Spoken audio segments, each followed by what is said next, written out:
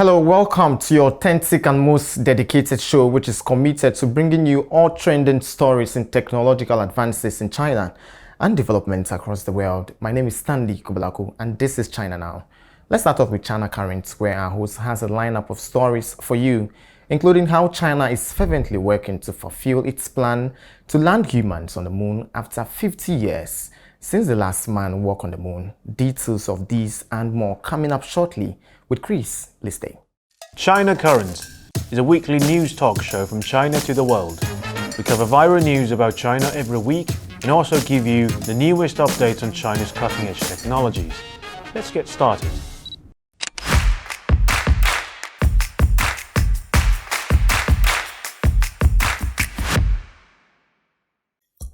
Hi, welcome to China Currents. I'm Chris. If you believed Americans had put men on the moon, and it's been 50 years since the last man walked on the moon, but the hiatus is about to end now. On July 12th, China unveiled its plan to land humans on the moon by 2030. The announcement was made at a space industry farm in Wuhan, central China. Zhang Hailian, Deputy Chief Engineer of the China Manned Space Agency's engineering office, reviewed the proposed plan. First, 2 rockets will enter lunar orbit, a lunar surface lander and a manned spacecraft. After successful docking, the astronauts will enter the lunar module to descend to the lunar surface. The double launch approach splits the task into 2, thus get around with the challenge of developing a heavy-duty rocket that is powerful enough to carry everything. A manned lunar surface mission will need both the human crew and the lunar lander, as well as oxygen, water, equipment, and other mission essentials, all of which add to the weight of the payload being lifted. Once the astronauts have completed their scientific exploration and collected samples from the lunar surface, the lander will transport them back to the orbiting spacecraft, on which they will return to the Earth. The US is so far the only country to put man on the moon. The Apollo missions in the 60s and 70s were highly successful, marking a US victory in the space race. The Americans have been talking about getting back to the moon in recent years, yet due to its deindustrialization policies, the US had found it difficult to restart the lunar mission. The successful execution of China's ambitious mission will undoubtedly pave the way for human exploration of Earth's celestial neighbors. And many observers have said that the US will be the underdog when the Chinese walk on the moon. A jealous watcher? Well, I don't think so. At least Americans will now have a witness to testify that the Apollo mission weren't just a huge stunt happened in LA studio. And next up, China's anti-corruption campaign. On July 13th, Chinese authority launched an investigation into Shanghai official Dong Yunhu. The announcement was made by the National Commission of Supervision and the Central Commission for Discipline Inspection, the country's top anti-corruption agency. Dong Yunhu is the chairman of the Standing Committee of Shanghai's Municipal People's Congress, which makes him the top legislator in the city. As the deputy mayor of Shanghai, he has been involved in numerous high-profile projects, which may become the source of his corruption. Dong is suspected of seriously violating both party disciplines and laws. He is detained as of this moment. The Chinese public has been vocal in their support for the government's effort to combat corruption, which is seen as an important measure to foster transparency and strengthen public trust. The investigation of Dong Yunhu by CCDI further demonstrates the government's emphasis on rooting out corruption and building an accountable administration. Some netizens concluded that the investigation highlights China's resolution in cracking down corruption over the long run and shows the party will take a tougher stance and measures in combating corruption to better fulfill its mission. Next up, a piece of news in technology. Chinese company had just achieved 100% domestic production of high-end wafer laser cutting equipment components. Chinese manufacturer Huagong Tech Company had announced the production of China's first high-end wafer laser cutting equipment utilizing only domestically manufactured core components. As electronic devices become increasingly essential in modern technology and an information age, semiconductor chips, the heart of these devices, have emerged as a critical focus for the United States in its sanctions against China and efforts to contain technological advancement. Wafers, the foundation of semiconductors, plays a vital role in producing these chips, and this precision is crucial for optimal performance.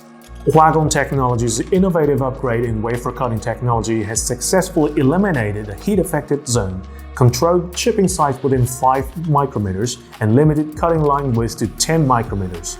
This groundbreaking achievement showcases China's ability to independently research and manufacture high-end wafer laser cutting equipment, signifying a stride towards self-reliance in the nation's semiconductor industry.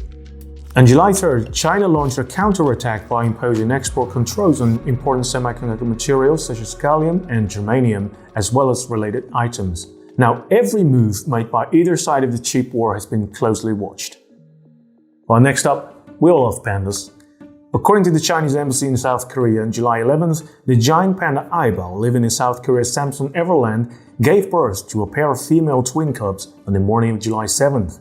This is the second time that the giant pandas Aibao and Lebao have given birth in South Korea, following the birth of Fubao in 2020. Currently, the mother and cubs are in good health. Female giant pandas only go into heat once a year, with a peak period of only 3 days.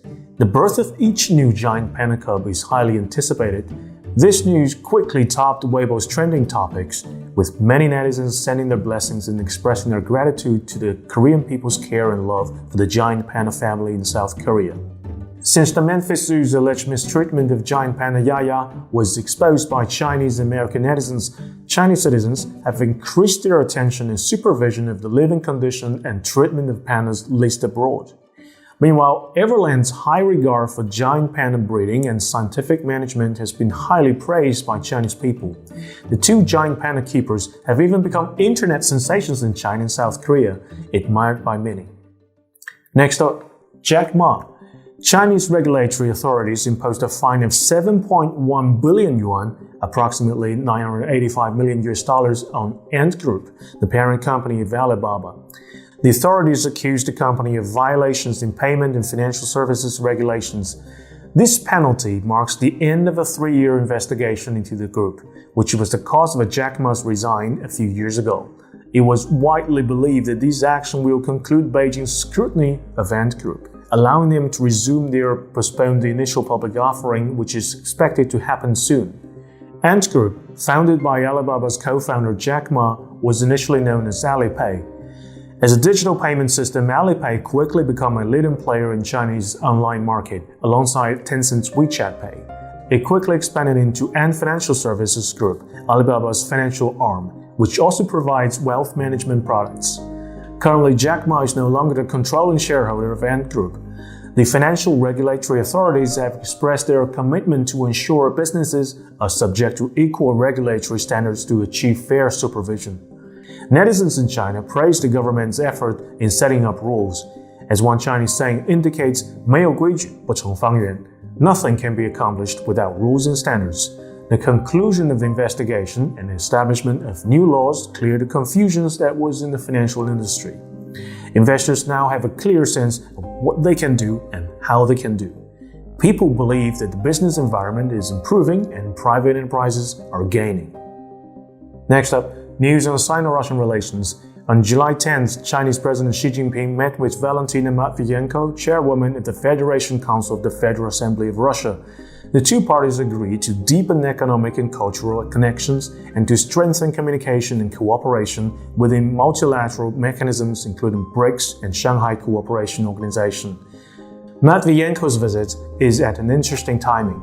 Following the Wagner incident, many speculated that China was losing confidence with Russia as the Russo-Ukrainian conflict drags on. Now, Matviyenko's visit breaks the guesswork. Commentators on Chinese social media regard this as a signal that shows China's commitment to Russia remains unwavering, including seeing Russia as an indispensable partner in multilateral cooperations. Some also point out, as Sweden joining NATO, Russia might seek to strengthen economic ties with China to balance its defense pressure.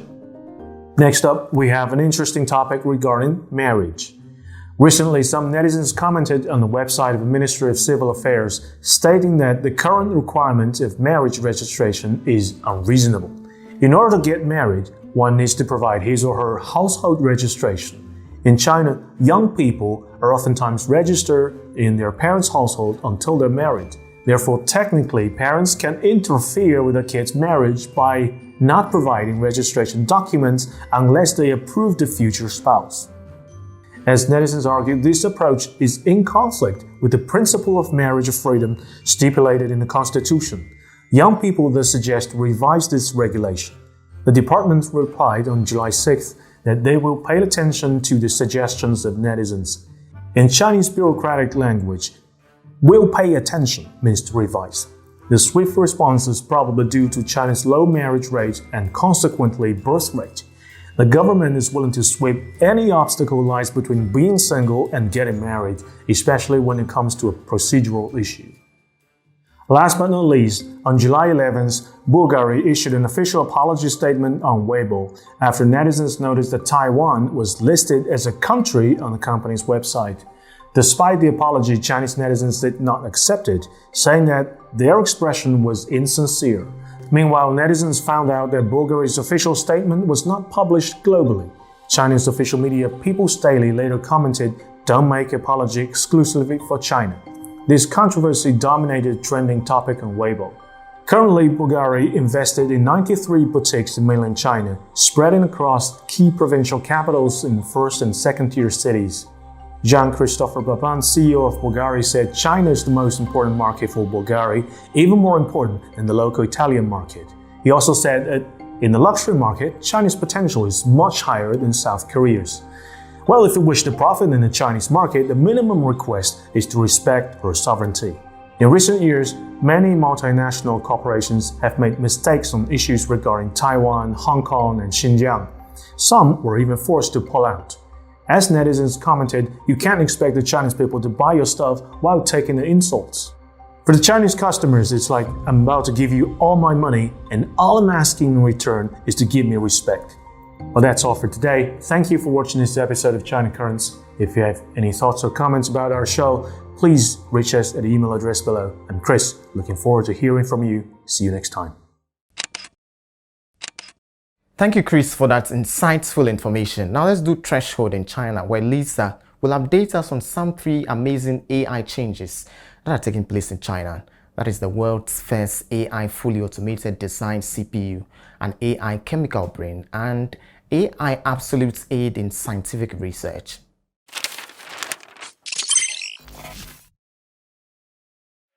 It's getting clear that AI is going to change our lives in many ways. With AIs getting smarter each day, they are increasingly entrusted with ever more daunting tasks.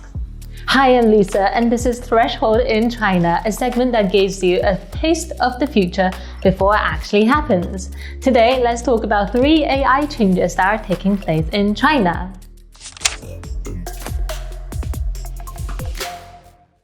Chinese scientists have released the world's first AI fully automated design CPU. Designing a CPU, or let's say the brain of a computer, is a very difficult and time-consuming task that requires a lot of knowledge and special tools. Engineers have to write instructions by code and then use computer programs like electronic design automation tools to turn those instructions into electronic circuits. In addition, they need to repeatedly verify the functionality and optimize the performance and power. This process usually takes hundreds of engineers months or years to complete. For example, it took more than 500 Intel engineers 2 years to complete the entire design process for a typical Intel CPU. Researchers from the Chinese Academy of Science want to try something different. They used AI technology to automatically generate CPU designs directly from input-output test case without any code or natural language descriptions from engineers. That means instead of engineers manually designing the intricate circuits and logic gates that makes up a CPU, engineers provide AI with what functions the CPU needs to perform through input-output examples.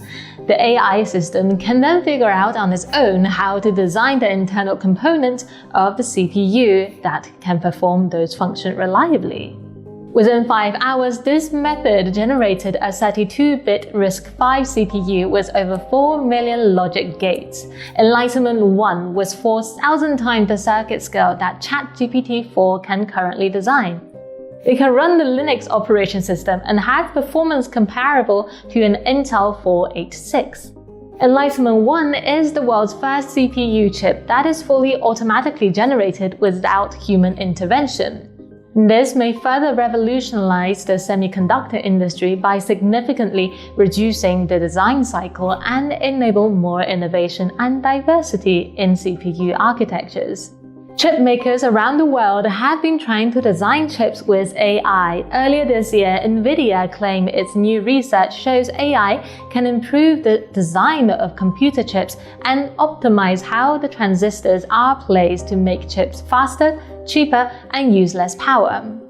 The work is crucial because chip manufacturing advances are slowing, making chips more expensive. Similarly, AMD are turning to AI to optimize their spending and speed up time to market. Industry insiders believe that virtually all large chip makers are now adopting AI-assisted method. In the future, maybe within 5 to 10 years, CPU generated by AI may surpass those designed by human experts, completely changing the landscape.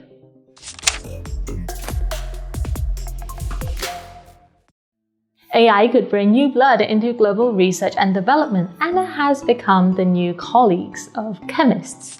A team from the University of Science and Technology of China has developed an AI system that they call the AI chemists, which consists of a chemical brain, robotic experimenter, and intelligent chemistry workstation. The chemical brain builds knowledge graphs by analyzing vast chemical experiment and theory data. The system reads scientific papers online and proposes experiment designs. It then controls a mobile robot to execute the full experimental process on 16 workstations for synthesis, characterization, and performance tests. As experiments run, the AI chemist analysis accumulate data using machine learning and Bayesian optimization to generate new hypotheses for the next iteration, designing new molecules, optimizing reaction conditions, and discovering new catalysts. It is a game changer in the field of chemistry, as the AI chemist represents the world's first AI system that is capable of conducting independent scientific research in chemistry. It may transform chemical laboratories by accelerating the discovery of new materials and medicines through assisting human researchers. The researchers hope to build a small AI chemist facility with dozens of robots within 2 to 3 years and a large facility within 3 to 5 years. Chemists can submit tasks online while a smart operating system schedules robots to complete tasks and provide results. Data from multiple research groups can be shared, generating vast data that automatically refines digital knowledge graphs and AI models to guide robotic optimization, producing better, more efficient chemicals and materials.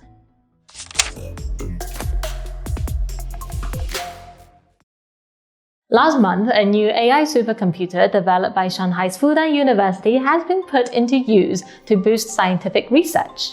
The so-called Computing for the Future at Fudan, CFFF, is jointly built with Alibaba Cloud and China Telecom. It provides a cutting-edge parallel computing power and massive storage.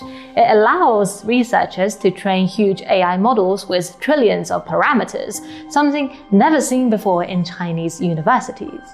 Researchers say this new super device will significantly improve research efficiency and accelerate discoveries. It's like having a big science instrument to advance their work. With the help from AI, a 45 billion parameter weather forecast model is developed. It shortens prediction times from hours to just 3 seconds. The huge model only took a single day to train. The university hopes to develop more large AI models in different fields based on this platform, such as life science, material science, and integrated circuits. In the future, the platform will be open to other universities and research institutions to support their projects as well. Not only in China, scientists around the world are amongst the first people to incorporate AI into their workflow, and we see this virtuous cycle of better science leading to better technologies, which in turn further advance science. And that is all for today's Threshold. As usual, we welcome your feedback and thoughts. Do you know that China is one of the few countries across the world that can trace its existence back over 2 millennia? There's more you will learn in this intriguing segment of the show, Thinkers Forum. Professor Wen Yang a researcher with China Institute of Fudan University, is standing by to help us have a better understanding of Chinese civilization and how Western policymakers failed grossly in their intrusion. There's more.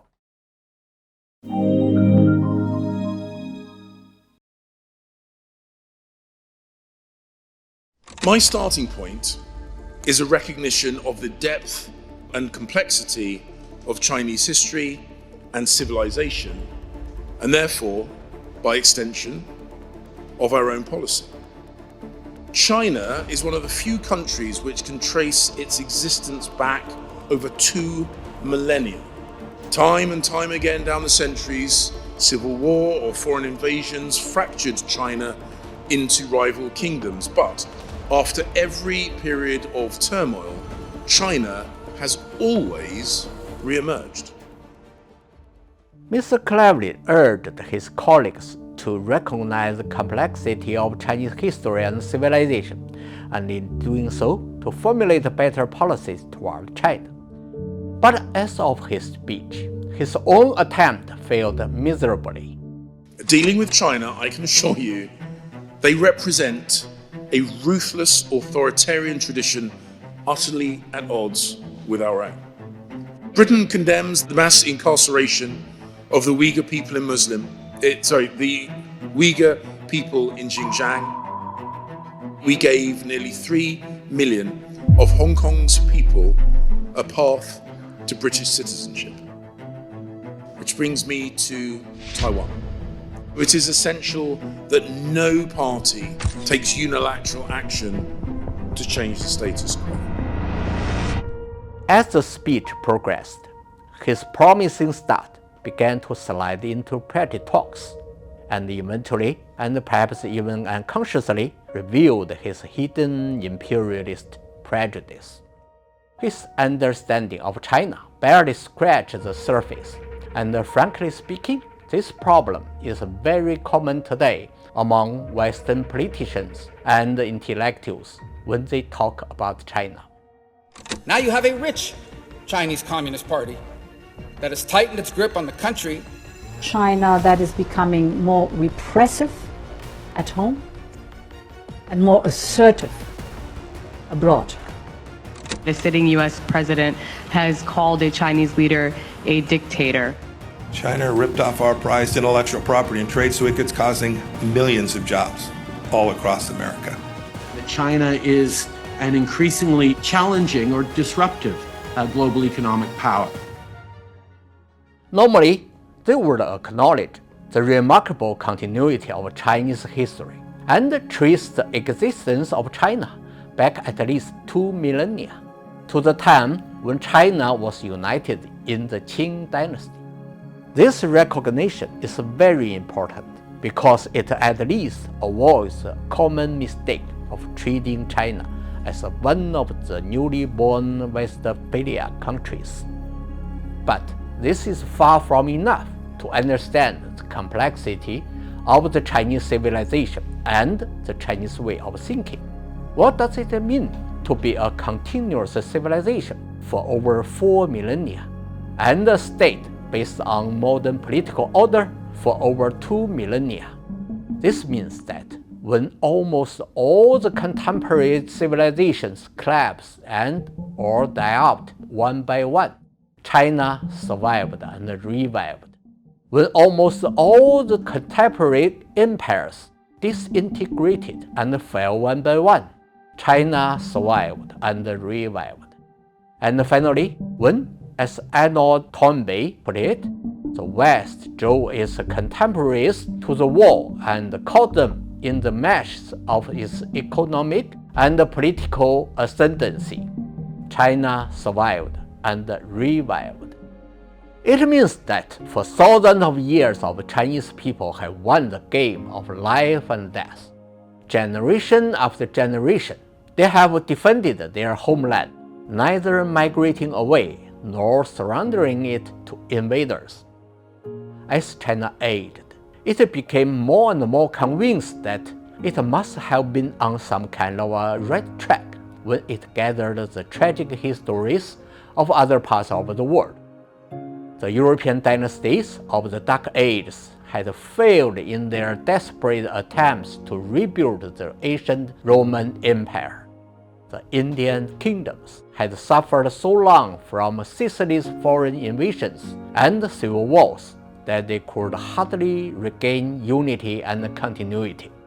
The flourishing indigenous civilizations of the Americas and Australasia had been utterly destroyed by European pirates and colonizers.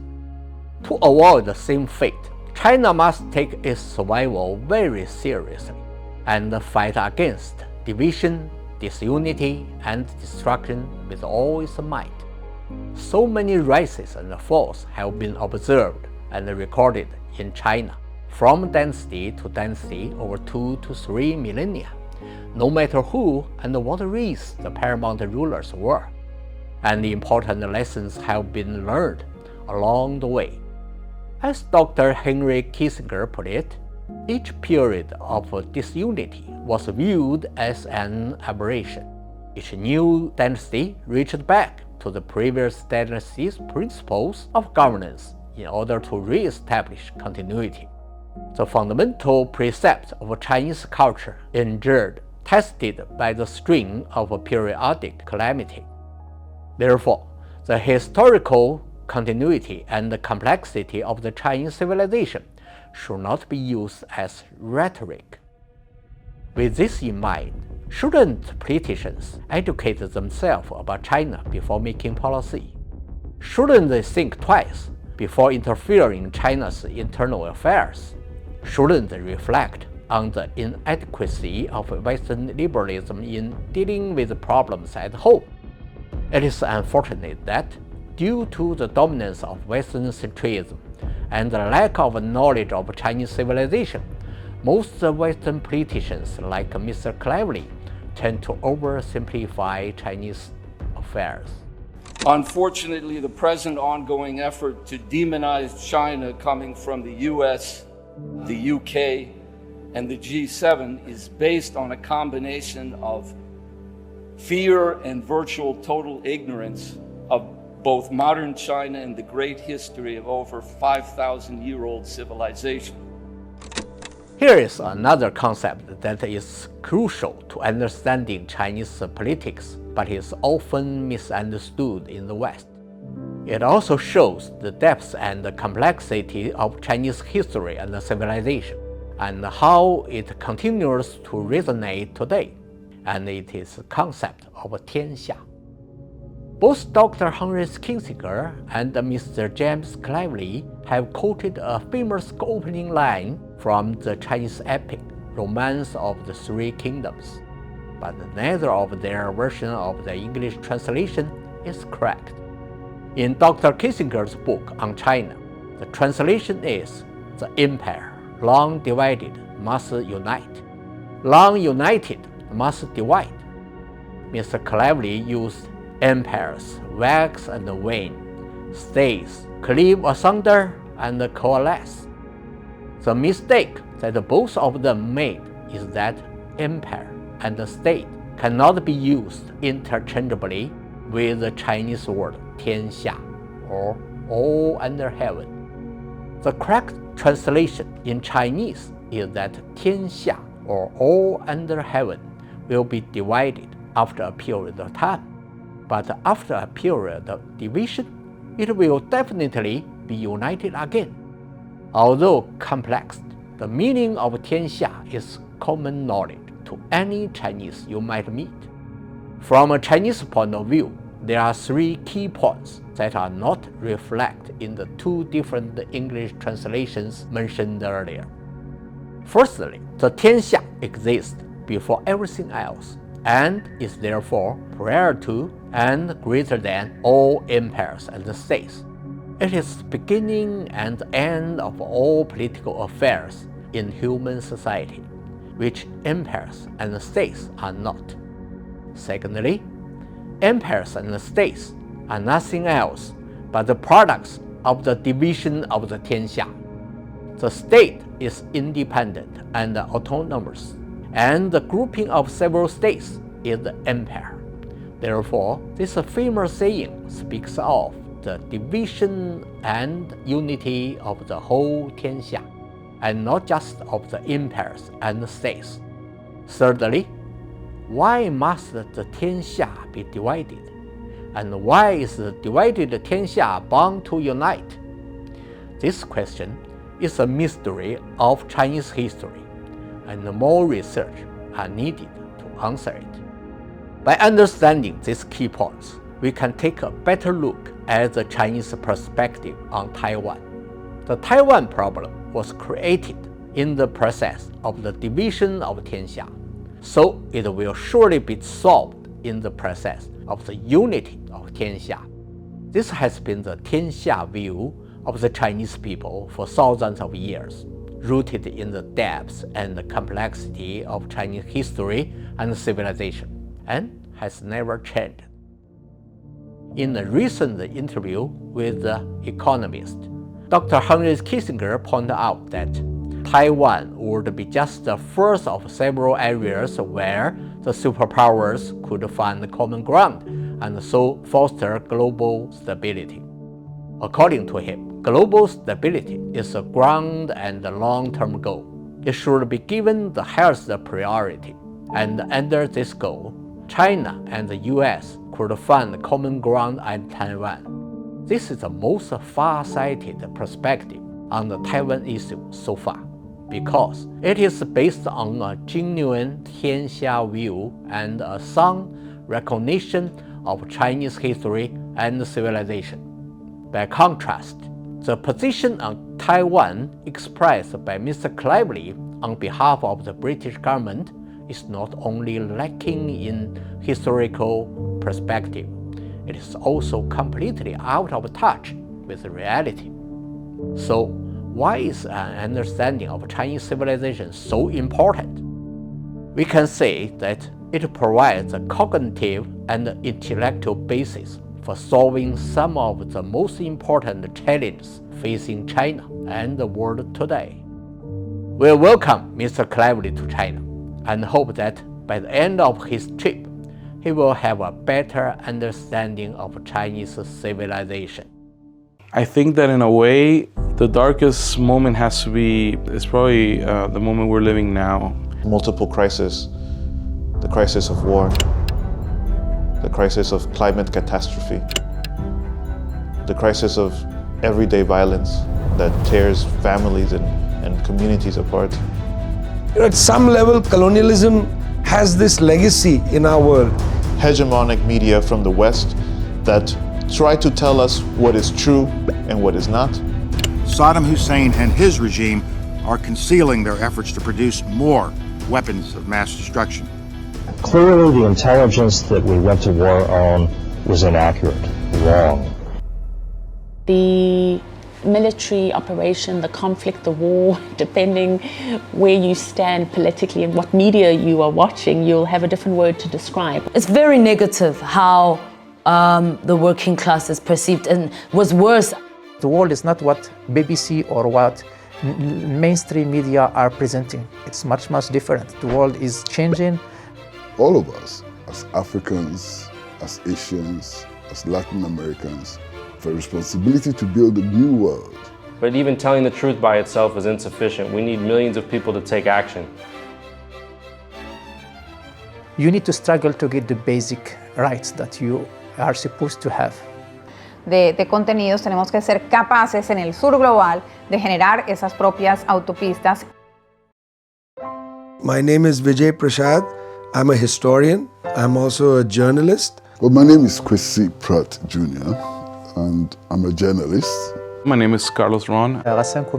Manolo de los Santos. Pacamile Ruby Majola. Patricia Villegas Marín. President of the Simón Bolívar Institute for Peace and Solidarity Amongst People. I'm an anthropologist. And I'm the national spokesperson for the National Union of Metal Workers of South Africa. I've been working in journalism for the past 20 years. I want Breakthrough to be the place where you can find the truth about what's happening in the US, around the world too. Now, what the brightest moment, or the most promising moment is, it may sound as a contradiction, but it's probably this moment right now.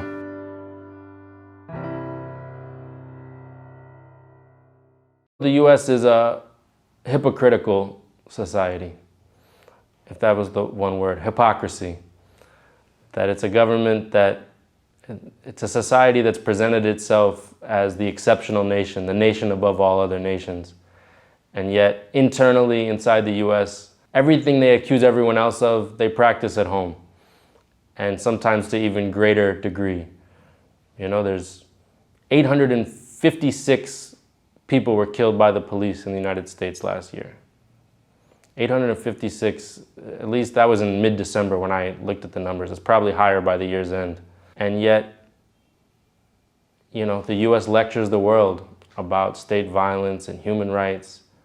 It's as if the US is not a human rights violator.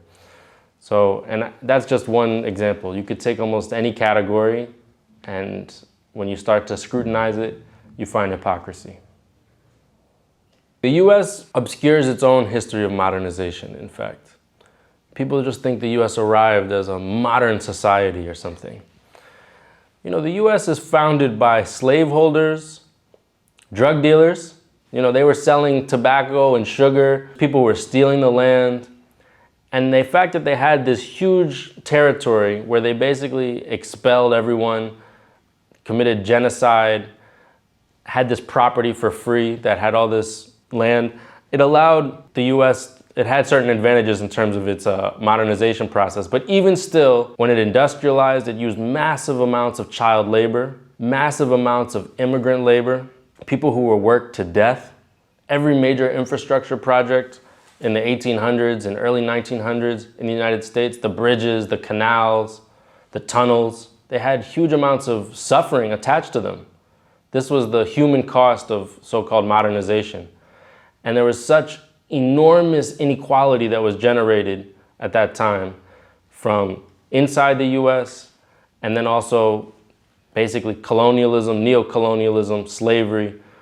These are the sort of the preconditions for US modernization. But you know, the fact that China has basically done it in a few short decades compared to the length of time that the West modernized, and done it with, I would say, far less human suffering, and without basically extracting lots of value from the rest of the world, without colonialism, is an amazing achievement. And frankly, I think the one thing that gets underestimated about Chinese modernization is the role of the Communist Party of China. You know, the fact that you actually have a government that can set 5, 10, 15-year plans, can set goals that are 30, 50 years out, and then assess the political leadership at every level based on whether it's achieving those goals, is very different from the US political system, where a politician comes in, they have no interest in an infrastructure project that's going to be finished in 20 years or 10 years.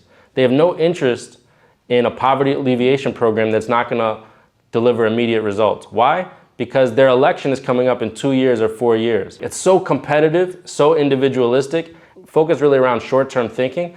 That's the reason why all the bridges are collapsing in the United States, why there's so many train derailments. I think that with the magnitude of the challenges, whether it's climate change, technology, you know, unemployment, all these different things, this is the moment in history where long-term planning is going to be heavily rewarded. I don't think a war between the US and China is totally inevitable. I think it is avoidable, but it's not avoidable unless there's a change in the form of government basically in the United States. I think both parties have a consensus right now that while they can disagree on almost any other issue, that if China is allowed to grow peacefully for the foreseeable future, that means the US will lose its place as the top dog in the whole world. And both parties are united that this is completely an unacceptable outcome. It's true that people in the US now have a more negative view of China than they did a few years ago because of the nonstop propaganda. People's perceptions of China can change a lot based on this propaganda. But does that mean that people in the US actually are willing to go to war with China? That's a whole different question. But I also think that if the war were to actually come to fruition, that a lot of people would say, regardless of what we think about China, we're not willing to send our children, our brothers and sisters, to go fight a war against China, to go risk their lives, to be killed, I think at that point, there would basically be a pre-revolutionary situation in the United States. And so that's why I think the US knows this, and they're trying to, instead of have actual war with China, what they're trying to do is increase the pressure on China, to encircle China, to use information war, hybrid war, financial war, to try to stimulate more contradictions inside of China. Once you start to let people know, well, actually the people in China, for whatever criticisms and problems they have and whatever debates there are, and of course there's lots of debates here, they support the government, they have trust in a lot of their institutions, higher levels of trust than we have in the West. That whole narrative of basically the US as the white knight, the humanitarian savior, it starts to fall apart. But I think as China emerges more and more in the world, it will become a reference point for many other countries that have a similar history of colonialism, especially how to overcome colonialism. So my hope is that China again can become a reference point for an alternative model. In Latin America and Africa, people are tired of a financial system where they become deeply indebted, where they are basically made to produce only one crop or one natural resource. They have no strategic leverage or advantage in the global trading system.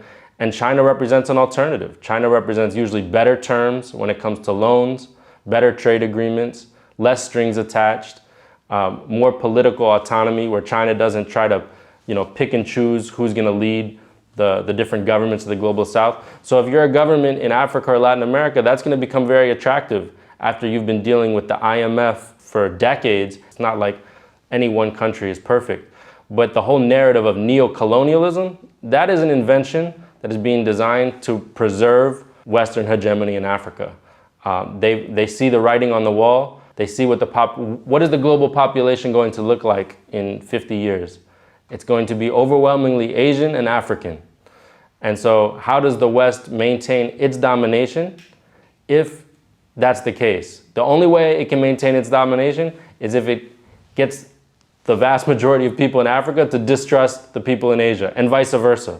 So they have an interest in building now a narrative that splits up any kind of unity, strategic unity between Asia and Africa. I think this is to them the greatest threat they're facing. That's all for today's edition of China Now. Thank you so much for watching this episode as we learn together. If you have any thoughts, comments, or suggestions, please reach us through the email provided below. My name is Stanley Kwabla Arku. See you same time next week.